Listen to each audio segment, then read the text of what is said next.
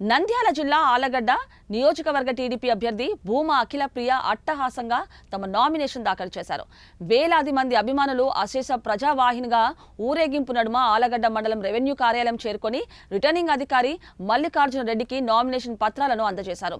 మండు టెండలను కూడా లెక్క చేయకుండా అఖిలప్రియ నామినేషన్ సందర్భంగా వేలాది మంది భూమా అభిమానులు కార్యకర్తలు ప్రజలు తరలి రావడంతో ఒక దశలో భూమా అఖిలప్రియ తీవ్ర భావోద్వేగానికి ఆలగడ్డ ప్రజలు తనకు దైవ సమానులని, తమ కుటుంబం పట్ల ఆలగడ్డ ప్రజలు ఆదరాభిమానాలు ఉన్నాయన్నారు. ఈ సందర్భంగా ఎలాంటి అవాంఛనీయ సంఘటనలు జరగకుండా ఆలగడ్డలో భారీ పోలీస్ బందోబస్తు ఏర్పాటు చేశారు.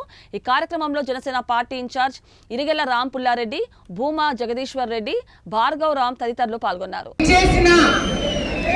దైవంతో సమానులైన ఆలగడ్డ ప్రజలకి, నా తల్లిదండ్రి సమానులైన కార్యకర్తలందరికీ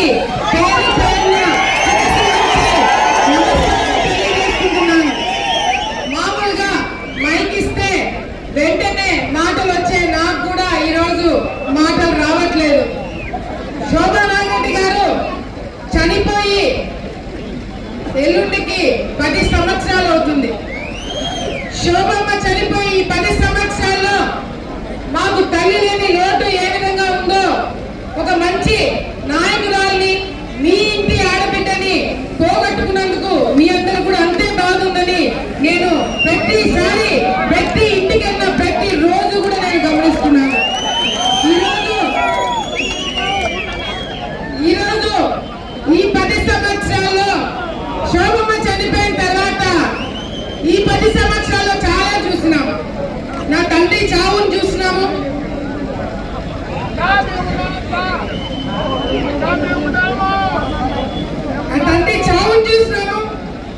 కార్యకర్తలు మా కోసము ఎన్ని ఇబ్బందులు పడ్డారో, ఎన్ని కేసులు తెప్పించుకున్నారో.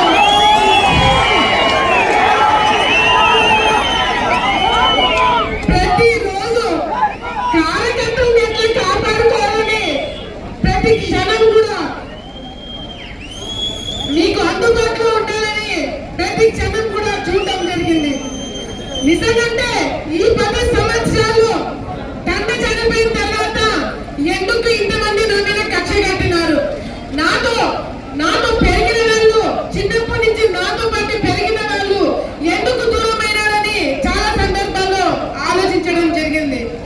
నేను తెలుసుకుంది ఏంటంటే, నేను తప్పు చేసినందుకు కాదు, భూమనారెడ్డి గారు చనిపోయిన తర్వాత ఈ స్థానంలో నేను ఉన్నందుకు ఇంతమంది నా మీద కక్ష కట్టారని తెలుసుకున్నాను. కానీ భూమనారెడ్డి గారు చనిపోయిన తర్వాత ఈ భూమా కుటుంబం లేకుండా చేయడానికి ఎన్నో గుంటనగలు ఏకమైనాయి. ఎంతో మంది పార్టీలో ఉన్న వాళ్ళు కూడా ఈ రోజు మమ్మల్ని ఇబ్బంది పెట్టడానికి అన్ని కార్యక్రమాలు చేసినారు. ఈరోజు ఈ 10 సంవత్సరాల్లో అన్ని నేర్చుకున్నాం, అన్ని చూసినాం. జీవితం చాలా నేర్పించింది, ప్రత్యేకతలు చాలా నేర్పించినారు, నా కార్యకర్తలు చాలా నేర్పించినారు.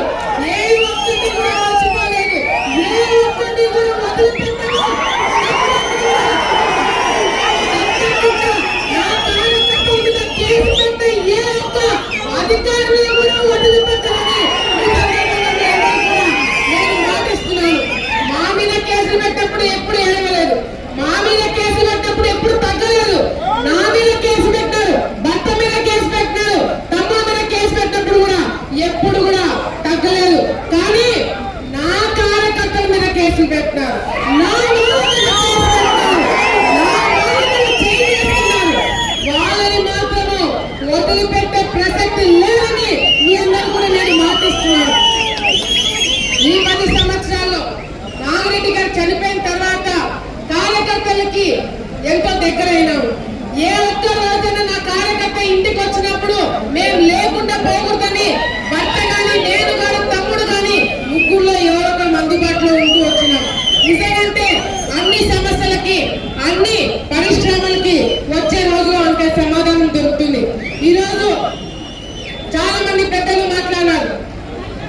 ఈరోజు ఈ ప్రతిపక్షంలో 5 సంవత్సరాలు ఉన్నా కూడా రైతులకి నీళ్ళు ఇచ్చింది ఎవరంటే అది భూమా కుటుంబము, మనమే. ప్రజల సమస్యల గురించి పోరాటం చేసింది ఎవరంటే అది మనము మాత్రమే.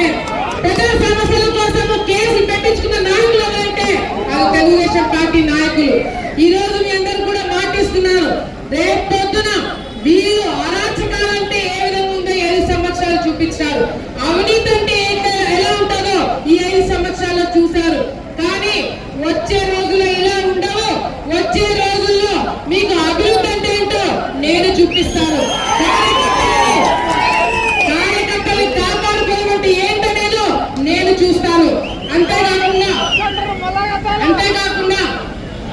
ఈరోజు చంద్రబాబు నాయుడు గారు, లోకేష్ అన్న ఇద్దరు కూడా ఏ విధంగా మనకి అందుబాటులో ఉండడమే కాకుండా ఏ సమస్య వచ్చినా మనకి వెంటనే లాయర్లు పెట్టడం కానీ, నాతో మాట్లాడడం కానీ, ఈ కుటుంబానికి దగ్గర అవ్వడమే కాకుండా ప్రతి ఒక్క కార్యకర్తని కాపాడని మాట ఇవ్వడం జరిగింది. ఈరోజు జైలు ఎలా ఉంటుందో కూడా చూపించినారు. ఈరోజు ఒక్క ఆడపిల్ల మీద ఒక గుంట నక్క ఎగురుకుంటూ వస్తే కానీ నా కార్యకర్తలు కొట్టాలని చెప్పి నా మీద కేసులు పెట్టి నన్ను జైలుకు పంపించినారు. నా కడుపు కూడా ఎట్లుంటారనేది వాళ్ళకు కూడా హెచ్చరిస్తున్నాం. అంతేకాకుండా ఈరోజు తెలుగుదేశం పార్టీ నాయకులు కావచ్చు, జనసేన నాయకులు కావచ్చు, బీజేపీ నాయకులు కావచ్చు, ఆఖరికి వైసీపీ నాయకులు కూడా నేను ఒకటే అడగదలుచుకున్నాను. ఈ 5 సంవత్సరాల్లో లేదా దానికన్నా ముందు 5 సంవత్సరాల్లో నేను చేసిన తప్పు ఏంది? నేనేం తప్పు చేసినాను? ఎందుకు నాకు ఓటేయకూడదు? నేనేం తప్పు చేసినాను?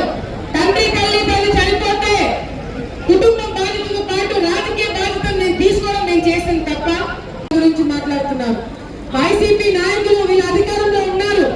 ఏ ఒక్క రోజైనా ఒక్క రోజైనా ప్రజల గురించి మాట్లాడారా?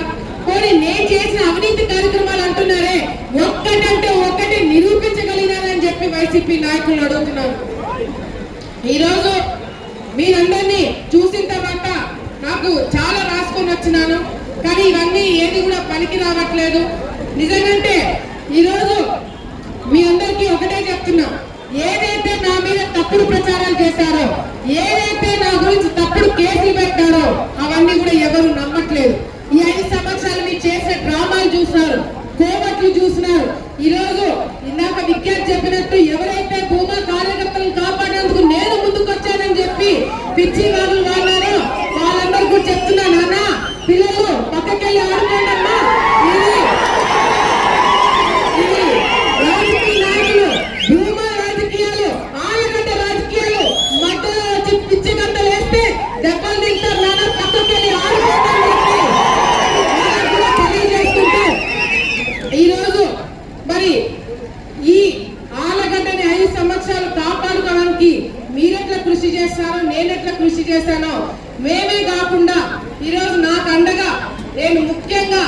అండగా ఉన్న ప్రతి ఒక్కరికి కూడా నేను ధన్యవాదాలు తెలియజేసుకోవాలా.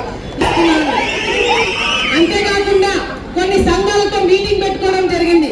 ఆ సంఘాలతో మీటింగ్ పెట్టుకున్న ప్రతి ఒక్క మాట నేను తీరుస్తానని ఆ సంఘాల మీటింగ్ పెట్టుకున్న ప్రతి ఒక్క పెట్టలను కూడా నేను హామీ ఇస్తున్నాను. చివరి ఆయకట్టు వరకు రైతులకు నీళ్లు తీసుకొచ్చే బాధ్యత నాది. తాగునీటి సమస్య లేకుండా చేసే బాధ్యత నాది.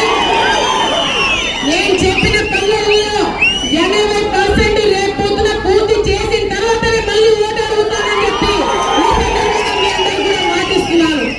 అంతేకాకుండా ముఖ్యంగా ఈరోజు ఏదైతే ఈ ఆలగడ్డ రాజకీయాలు చాలా మార్పులు వచ్చినాయి.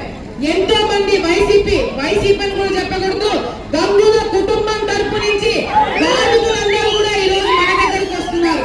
ఎందుకంటే వాళ్ళు సొంత కార్యకర్తల దగ్గర నుంచే భూముల్లాక్కొని కబ్జాలు చేసి సొంత కార్యకర్తలే చూసుకోవాలని వాళ్ళు ఈరోజు ఆలగడ్డ ప్రజల్ని చూసుకుంటారు.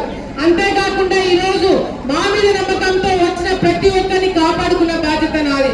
అంతేకాకుండా ఈరోజు నాకు అండగా నిలబడిన వ్యక్తులందరికీ, కార్యకర్తలకి, నా కుటుంబ సభ్యులు, ఇక్కడ వ్యాన్ మీద ఉన్న నా పెద్దమ్మలకి, మామలకి, పెద్దమ్మలకి ప్రతి ఒక్కరు కూడా ధన్యవాదాలు తెలియజేసుకుంటున్నాను. మీకు ఇంకొకటి చెప్పాలా, నేను నిన్న దాకా మొన్న ఎస్వి సుబ్బారెడ్డి గారికి నేను ఫోన్ చేయడం జరిగింది.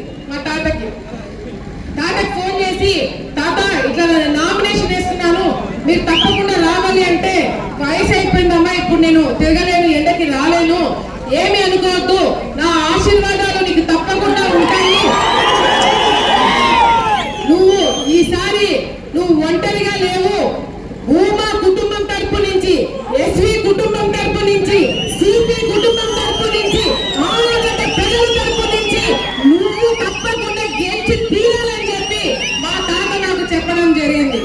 నిజంగాంటే ఈ రోజు నాకు వాళ్ళు దూరమైనారు, వీళ్ళు దూరమైనారు, ఎవరు దూరం కాలేదు. నా బలం రోజు రోజుకి తగ్గలేదు. మొదటి రోజు నుంచి ఈ రోజు వరకు చెప్పడం మీకు గుర్తు ఉంటే ఉంటది. ఒక గీత గీసినట్టు